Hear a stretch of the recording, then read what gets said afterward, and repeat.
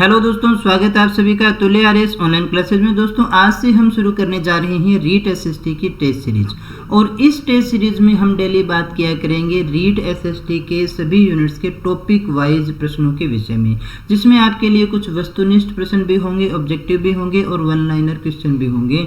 और कोशिश की जाएगी कि जो भी परीक्षा की दृष्टि से महत्वपूर्ण प्रश्न हैं, जो पीछे की परीक्षाओं में पूछे जा चुके हैं और संभावना है कि आगे की परीक्षाओं में भी पूछे जा सकते हैं, उन सभी प्रश्नों के विषय में अपने रोजाना बात किया करेंगे दोस्तों। इसके अलावा मैं आपको बता दूं कि रीट एसएसटी का जो कंप्लीट सिलेबस है उसकी क्लासेस भी आपकी रेगुलर हैं और लगभग आपका रीट एसएसटी का कंप्लीट सिलेबस हो चुका है। 9वीं 10वीं का जो यूनिट है उसका कुछ एक राजस्थान के टॉपिक बचे हुए हैं, उनकी क्लासेस भी रेगुलर जो है आपकी अपडेट हो रही हैं। उनकी वीडियो की प्लेलिस्ट का लिंक भी आपको आई बटन पर मिल जाएगा, यहाँ पर जाकर के आप उन क्लासेस को ज्वाइन कर सकते हैं अगर आपने पीछे का सिलेबस पूरा नहीं किया है तो दोस्तों उम्मीद करता हूं उन क्लासेस से भी आप रेगुलर जुड़े हुए हैं और इन क्लासेस का भी पूरा लाभ उठाएंगे। दोस्तों अगर आपको क्लासेस अच्छी लग रही हो तो इसे लाइक कर देना, शेयर कर देना और अपने दोस्तों को जरूर बताना।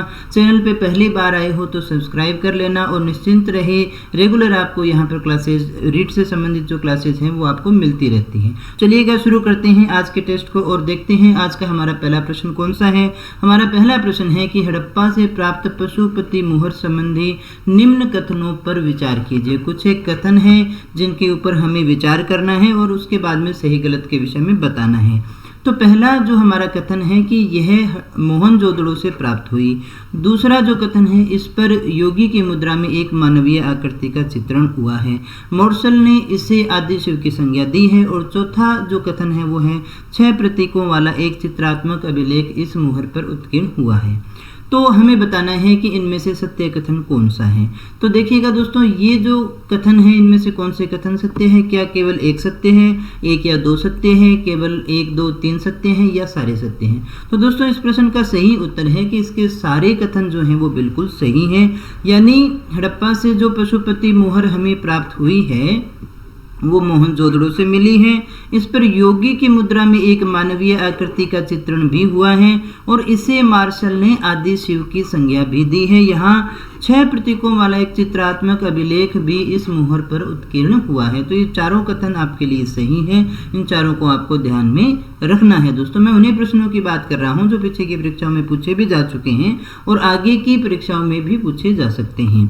दूसरा जो हमारा प्रश्न है, निम्न में से किस सैंधव स्थल पर सिंधु घाटी सभ्यता का ऐसा स्थल जहाँ का नगर 3 भागों में बंटा हुआ है? अक्सर जो यहाँ के आपको नगर मिलेंगे वो 2 भागों में बंटे होते हैं, लेकिन यहाँ जो है 3 भागों में बंटा हुआ है, गढ़ी, मध्य और देखिए निचला नगर। तो हमें ये बताना है कि कौन सा ऐसा नगर है जो 3 भागों में बंटा हुआ है, 3 भागों में विभक्त था। तो ऑप्शन हमारे पास में है धोलावीरा, कालीबंगा, मोहनजोदड़ो और बनवाली। तो यहाँ जो आपका सही आंसर है वो है धोलावीरा।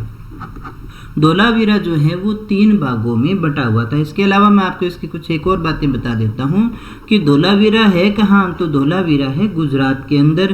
कौन सी नहरों के मध्य है, कौन सी नदियों के मध्य है? तो ये मानसर और मनहर नदियों के बीच में है। कौन सी नदियों के बीच में है? मानसर और मनहर नदियों के मध्य स्थित है। अगर आपसे पूछा जाए कि इसकी खोज किसने की थी, तो इसकी खोज की थी जगपति जोशी ने। जगपति जोशी के द्वारा इसकी खोज जो है वो की गई थी। और इसका जो उत्खनन था, अगर हम पूछें कि इसका व्यापक उत्खनन किसने किया था, तो वो किया था आर.एस.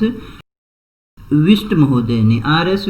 विष्ट के द्वारा इसका जो है उत्खनन किया गया था, जिनका पूरा नाम आता है रविंद्र सिंह विष्ट। अगर हमसे पूछा जाए कि धोलावीरा का शाब्दिक अर्थ क्या होता है, तो धोला का मतलब होता है सफ़ेद, सफ़ेद से ही लेकर के चलते हैं। धोलावीरा का शाब्दिक अर्थ आता है सफ़ेद कुआं, सफ़ेद कुआं हम इसे कहते हैं। इसके अलावा अगर आपसे इसकी और इम्पोर्टेंट बातें पूछे जाएं तो भारत में भारतीय क्षेत्र के अंदर क्षेत्रफल की दृष्टि से सर्वाधिक विस्तार जो है वो इसी का है। इसके अलावा यहाँ से सबसे जो महत्वपूर्ण साक्ष्य मिला है वो मिला है बांध निर्माण का साक्ष्य। बांध निर्माण का साक्ष्य यहाँ से मिलता है। यहाँ से नहर प्रणाली के साक्ष्य भी आपको मिलते हैं। यहाँ से 16 जलाशय मिले हैं। क्या मिले हैं? 16 जलाशय मिले हैं और इन्हीं जलाशयों के कारण इसे हम कहते हैं जलाशय नगरी। इसे और क्या कहा जाता है? जलाशय नगरी भी कहा जाता है, क्योंकि यहाँ से जलाशय हमें प्राप्त होते हैं दोस्तों। इसके अलावा एक और जो इसकी सबसे महत्वपूर्ण बात है वो ये है कि यहाँ पर विश्व के प्राचीनतम, हम किसकी बात कर रहे हैं? विश्व के प्राचीनतम, यानी दुनिया में सबसे प्राचीनतम, विश्व के सबसे प्राचीनतम खेल के मैदान के साक्ष्य मिले हैं। किसके साक्ष्य मिले हैं? खेल के मैदान के साक्ष्य मिले हैं, इसलिए इसे हम खेलों का मैदान भी कहते हैं दोस्तों। तो ये थी धोलावीरा से संबंधित कुछ और बातें। अगले प्रश्न की बात करें, प्रश्न नंबर 3 है कि किस स्थल से हमें द्विशव संस्कार का प्रमाण मिलता है, यानी 2 शवों को दफनाने का जो है प्रमाण मिलता है। तो ऑप्शन है हमारे पास में धोलावीरा है, लोथल है, इसके अलावा देखिएगा मोहनजोदड़ो है और बनवाली है। तो इस क्वेश्चन का जो सही आंसर है वो है लोथल। लोथल से हमें द्विशव संस्कार प्राप्त होते हैं। अब देखिएगा लोथल है कहाँ? तो लोथल हमारा रह गया गुजरात के अंदर। लोथल कहाँ है? गुजरात में है। और अक्सर आपसे पूछा जाता है कौन सी नदी के तट पर है? तो भोगवा नदी के तट पर ये स्थित है दोस्तों। इसकी खोज किसने की थी? तो इसकी खोज की थी सीनियर रंगनाथ राव ने। ये क्वेश्चन आपसे पूछा जा सकता है। कहाँ है? गुजरात में है, भोगवा नदी के तट पे है। खोज करने वाले थे सी रंगनाथ राव। यहाँ जो हमारे लिए सबसे इम्पोर्टेंट बात आती है वो है बंदरगाह के प्रमाण यहाँ से मिलते हैं। हमें कौन से प्रमाण मिलते हैं? बंदरगाह से, जिससे हम ये मान सकते हैं कि विदेशों से भी हमारे व्यापारिक संबंध स्थापित थे। और विश्व का जो प्राचीनतम गोदीवाड़ा है, विश्व का प्राचीनतम गोदीवाड़ा जो है वो हमें यहीं से प्राप्त होता है। गोदीवाड़ा का तात्पर्य बंदरगाह से ही लेकर के चलते हैं, तो ये हमें यहाँ से प्राप्त होता है। अक्सर आपसे पूछा जाता है। द्विशव संस्कार की अपनी बात कर रहे थे। यहाँ एक महिला और पुरुष को साथ साथ दफनाया गया है, तो इसके प्रमाण जो है हमें यहाँ से मिलते हैं। इसके अलावा अगर आपसे पूछा जाए कि मिट्टी की मम्मी कहाँ से मिली है, तो मिट्टी की मम्मी भी यहाँ से प्राप्त होती है दोस्तों। तो ये कुछ एक बातें थी लोथल के संबंध में। आगे अगले प्रश्न की हम बात करें तो किस हड़प्पा स्थल से एक साथ 2 फसल उगाने के साक्ष्य प्राप्त होते हैं? तो यहाँ ऑप्शन है हमारे पास में धोलावीरा, लोथल, मोहनजोदड़ो और कालीबंगा। तो इसका जो सही आंसर है वो कालीबंगा है। कालीबंगा से हमें 2 फसल उगाए जाने के प्रमाण प्राप्त होते हैं दोस्तों। इसके बाद में हम बात करते हैं आगे। देखिएगा सिंधु सभ्यता का जो नाम है, ये सिंधु सभ्यता जो नाम है ये सबसे पहले किसने दिया था? तो ये कर्नल टोड के द्वारा दिया गया था, कनिंघम के द्वारा दिया गया था, जॉन मार्शल के द्वारा दिया गया था, ये हर्शल के द्वारा दिया गया था। तो यहाँ इसका सही आंसर है जॉन मार्शल। जॉन मार्शल वो व्यक्ति थे जिन्होंने इसे सिंधु सभ्यता नाम दिया था दोस्तों। और आप ये भी याद रखिएगा, इसे हम हड़प्पा सभ्यता भी कहते हैं। इसे हम हड़प्पा सभ्यता भी कहते हैं। हड़प्पा सभ्यता इसे हम इसलिए कहते हैं कि क्योंकि जो पहला उत्खनन हुआ था वो किसका हुआ था? हड़प्पा शहर का हुआ, इसलिए हम इसे हड़प्पा सभ्यता के नाम से भी जानते हैं। और ये सिंधु नदी के किनारे था, इसलिए हम इसे सिंधु घाटी सभ्यता के नाम से भी जानते हैं, क्योंकि ये जो सभ्यताएं थी वो सारी की सारी नदी घाटी सभ्यताएं थी। जो सभ्यताएं हमारे यहाँ विकसित हुई वो किसी न किसी नदी के किनारे हुआ करती थी दोस्तों। आगे हम बात करते हैं सिंधु सभ्यता का पहला उत्खनन स्थान कौन सा था? वो कौन सा स्थान था जिसका उत्खनन सबसे पहले किया गया था? अभी हमने बात भी की थी। मोहनजोदड़ो है, हड़प्पा है, कालीबंगा है या लोथल। आई थिंक आपको याद होगा अच्छे से, क्योंकि बहुत समय की बात नहीं हुई है ये। तो पहला उत्खनन होने वाला स्थान था हड़प्पा, और इसी के नाम पे इसको हड़प्पा सभ्यता भी कहा जाता है दोस्तों। आगे हम बात करते हैं हड़प्पा संस्कृति के अभिलेख जो है मुख्यतः किस वस्तु पर बने मिले हैं, यानी हड़प्पा संस्कृति के अभिलेख जो लिखित सामग्री हमें प्राप्त होती है, चित्रात्मक हो किसी भी प्रकार की हो, वो हमें जो सिंधु घाटी सभ्यता से प्राप्त होती है वो किस वस्तु से प्राप्त होती है? तो इसका जो सही आंसर है वो हमें 4 ऑप्शनों में से देना है। तो पहला ऑप्शन है शिलाओं पर, दूसरा है मोहरों पर, तीसरा है स्तंभों पर और चौथा है ताम्रपत्रों पर। देखिए कभी ऐसा प्रश्न आए जिसका उत्तर आपको ध्यान नहीं हो तो कम से कम थोड़ा कॉमन सेंस लगाएं और ये देखें कि क्या ताम्रपत्र उस समय थे, नहीं थे, क्या स्तंभ का निर्माण उस समय हो चुका था, नहीं हुआ था, शिलाओं और स्तंभों पर तो एक साथ ही मिलता है, अशोक स्तंभ है, अशोक की शिलाएं हैं, वहाँ से ये चीज़ें ज़्यादा चालू होती हैं दोस्तों। तो यहाँ सबसे ज़्यादा अगर हम अभिलेख की बात करें तो वो हमें प्राप्त होते हैं मोहरों पे। तो इस क्वेश्चन का जो सही आंसर है वो है 2 नंबर, यानी हड़प्पा संस्कृति के अभिलेख जो मुख्यतः हैं वो मोहरों से प्राप्त होते हैं, यानी जो चित्र मिलते हैं किसी देवी के मिलते हैं या देवता के मिलते हैं, जो भी जानकारी हमें मिलती है वो अधिकतर मोहरों से प्राप्त होती है दोस्तों। इसके बाद में हम बात करते हैं भारतीय इतिहास में 20वीं शताब्दी का तीसरा दशक महत्वपूर्ण क्यों रहा है। तीसरा जो दशक है वो सबसे महत्वपूर्ण क्यों माना जाता है। क्या इस समय टोड की एनाल्स प्रकाशित हुई थी, अर्थशास्त्र की प्रतिलिपि मिली थी, अशोक के शिलालेख पढ़े गए थे या सिंधु सभ्यता की खोज हुई थी। वैसे तो सामान्य सी बात है, हम कॉमन सेंस भी लगाएं तो सिंधु घाटी सभ्यता को पढ़ रही हैं तो उत्तर तो कौन सा होगा, सिंधु सभ्यता की खोज ही होगी। लेकिन ये प्रश्न आपसे रीट में पूछा भी जा चुका है, फिर से भी पूछा जा सकता है कि देखिए घुमा फिरा कर किसने क्या कह दिया, 20वीं शताब्दी का तीसरा दशक महत्वपूर्ण क्यों है, क्योंकि इस समय जो है वो सिंधु सभ्यता की खोज हुई थी, इसलिए ये महत्वपूर्ण माना जाता है। अगले प्रश्न की अपनी बात करें तो अगला जो 9वां प्रश्न है वो हमारा कि निम्न में से कौन सी सभ्यता हड़प्पा सभ्यता के समकालीन थी, यानी विश्व में कौन सी ऐसी सभ्यता थी जो हड़प्पा के समकालीन थी। क्रीट सभ्यता थी या फिर मिस्र सभ्यता थी या यूनानी सभ्यता थी या रोमन सभ्यता थी।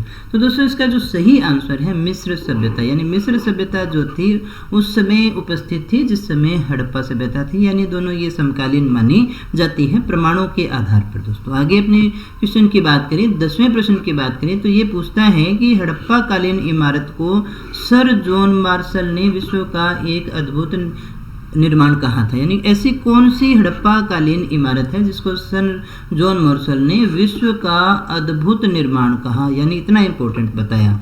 व्रत स्नानागार है, अन्नागार है, सभा भवन है या दुर्ग महल है। तो इसका जो सही आंसर है वो है व्रत स्नानागार, जो मोहनजोदड़ो से हमें प्राप्त होते हैं, यानी ये इतने विशालकाय और इतने अच्छे बने हुए हैं कि इन्हें विश्व का एक अद्भुत निर्माण कहा जाता है। दोस्तों आगे अपने 11वें प्रश्न की बात करें तो किस सैंधव स्थल से अग्निकुंड के साक्ष्य मिलते हैं।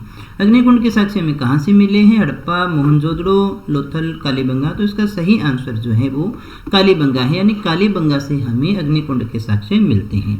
आगे हम बात करें 12वें प्रश्न की, तो 12वें जो हमारा प्रश्न है कि सिंधु सभ्यता ईसा से कितने वर्ष पुरानी मानी जाती है, यानी इसका समय क्या है, 2000 वर्ष पहले है, 5000 वर्ष पहले है, 2500 वर्ष पहले है या 4000 वर्ष पहले है। तो दोस्तों इसका जो सही आंसर है ईसा से पूछा जाए, अब से नहीं, ईसा से पूछा जाए तो वो 2500 वर्ष पहले का समय आता है, यानी 2500 ईसा पूर्व जो है ये सभ्यता पुरानी मानी जाती है प्रमाणों के आधार पर।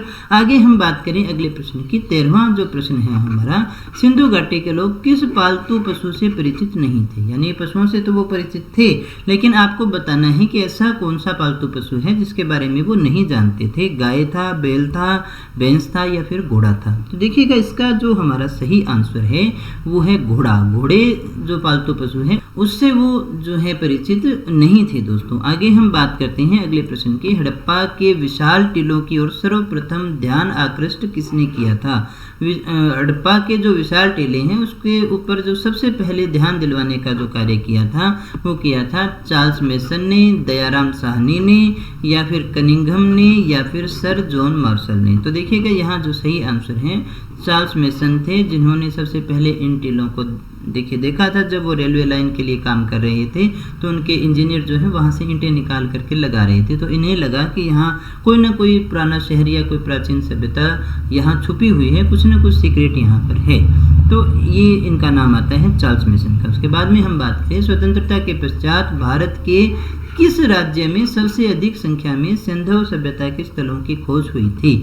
तो यहाँ हमारे लिए जो आंसर आता है वो 4 ऑप्शन जो हैं वो हैं कि राजस्थान था या गुजरात था या फिर पंजाब था या फिर हरियाणा था। देखिएगा दोस्तों हमें बताना है स्वतंत्रता के पश्चात भारत में, ये पूछा जा रहा है, स्वतंत्रता के बाद में भारत के किस राज्य से सबसे अधिक संख्या में सिंधु घाटी सभ्यता के स्थलों की खोज हुई है? तो उसका सही आंसर है गुजरात, यानी गुजरात से हमें सबसे ज़्यादा सिंधु घाटी सभ्यता के स्थल हमें मिलते हैं। इसके बाद में 16वें प्रश्न की बात करें, मोहनजोदड़ो का उत्खनन कार्य जो है वो किसके द्वारा करवाया गया था? राखलदास बनर्जी, दयाराम साहनी, पंडित जनार्दन शर्मा या चार्ल्स मेसन के द्वारा? तो इसका जो सही आंसर है राखलदास बनर्जी के द्वारा जो इसका उत्खनन करवाया गया था। 1922 के आसपास की बात आती है जब इसका उत्खनन हुआ था। आगे हम बात करते हैं प्रश्न 17 की। 17 नंबर क्वेश्चन हमारा कहता है कि हड़प्पा सभ्यता से जुड़ा मांडा नामक जो पुरातात्विक स्थल है वो किस नदी पर स्थित है? दोस्तों कौन सी नदी पर है? चिनाब नदी पर है, गंगा नदी पर है, या फिर वो दाश्क नदी पर है, या फिर रावी नदी पर है? तो इसका जो सही आंसर है वो हमारा है चिनाब, यानी जो मांडा स्थान है वो चिनाब नदी पर है दोस्तों। इसके बाद में हम बात करें हड़प्पा सभ्यता में लाजवर्द जो मणि हुआ करती थी उसका आयात कहाँ से हुआ करता था? तो किससे होता था? बदख्शां से होता था, मेसोपोटामिया से होता था, चीन से होता था, या मध्य एशिया से होता था? इसका जो सही आंसर है वो है बदख्शां, यानी अफगानिस्तान का ये स्थान है जहाँ से यहाँ पर लाजवर्द मणि का आयात होता था, यानी अपने वहाँ से इसे मंगवाया करते थे दोस्तों। अगले प्रश्न की बात करें, 19वां प्रश्न जो हमारा है, किस सिंधु स्थल से नाम पट्टिका अभिलेख प्राप्त हुआ है? नाम पट्टिका अभिलेख हमें मिलता है धोलावीरा से, कालीबंगा से, या लोथल से, या फिर सुतकाग्निडोर से? तो ये हमें प्राप्त होता है दोस्तों धोलावीरा से। धोलावीरा इसका सही आंसर है। नाम पट्टिका अभिलेख है जो धोलावीरा से प्राप्त होता है दोस्तों। आगे अगले और अंतिम प्रश्न की बात करें, किस सैंधव स्थल से सूती कपड़े के प्रमाण हमें मिले हैं? तो इसका जो पहला ऑप्शन है मोहनजोदड़ो, कानमेर, तीसरा देखिए लोथल है, सुतकाग्निडोर है। इसका सही आंसर है मोहनजोदड़ो। मोहनजोदड़ो से हमें सूती कपड़े के प्रमाण मिलते हैं इन ऑप्शन के हिसाब से। तो दोस्तों ये थे आज के 20 प्रश्न जिसके विषय में हमने बात की। टॉपिक था हमारा सिंधु घाटी सभ्यता। अगले टेस्ट में हम सिंधु घाटी सभ्यता के ही कुछ और प्रश्नों की बात करेंगे जिनका टाइप होगा 1 लाइनर प्रश्न, यानी 1 लाइन का प्रश्न 1 लाइन का उत्तर, उनके विषय में बात करेंगे ताकि और भी ज़्यादा क्वेश्चन आपको दिए जा सकें। तो दोस्तों अगर आपको ये प्रश्न अच्छे लगे हों और आपने कुछ सीखा हो, आपके लिए उपयोगी रही हों, तो इसे लाइक कर देना, दोस्तों के साथ में शेयर कर देना। और अगर आप हमारे साथ में जुड़ करके रीट की तैयारी करना चाहते हैं तो चैनल को सब्सक्राइब कर लेना, बेल आइकन दबा देना ताकि क्लास आते ही तुरंत प्रभाव से आपको नोटिफिकेशन मिल जाए। तो मिलते हैं नेक्स्ट क्लास में नेक्स्ट टेस्ट के साथ, तब तक बने रहिए हमारे साथ। Thank you very much.